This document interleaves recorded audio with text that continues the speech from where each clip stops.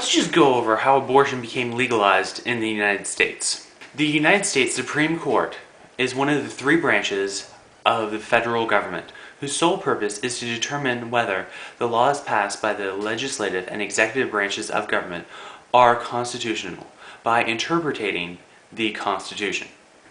In 1973, January 22nd, this court handed down its interpretation of the Constitution in the case Roe v. Wade, legalizing abortion in all 50 states.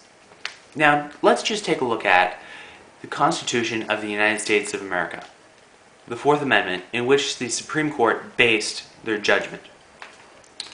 Amendment 4th, and I quote, "The right of the people to be secure in their persons, houses, papers, and effects, against unreasonable searches and seizures, shall not be violated, and no warrants shall issue, but upon probable cause supported by oath or affirmation, and particularly describing the place to be searched and the persons or things to be seized." As long as the infant cannot survive on its own, the woman carrying it has the right, according to the court case Roe v. Wade, to terminate the infant's life through an abortion. She can have as many abortions without limit pertaining to how many times she can get pregnant. The biological father has no right pertaining to the child as long as it is inside the woman's womb. But afterward, he has all the right and obligation of child support.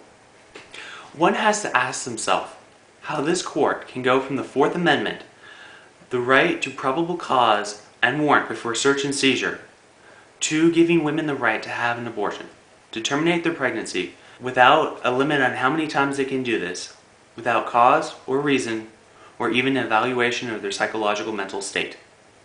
Abortion in the United States is the most common surgical procedure, and over 1 million abortions happen every year.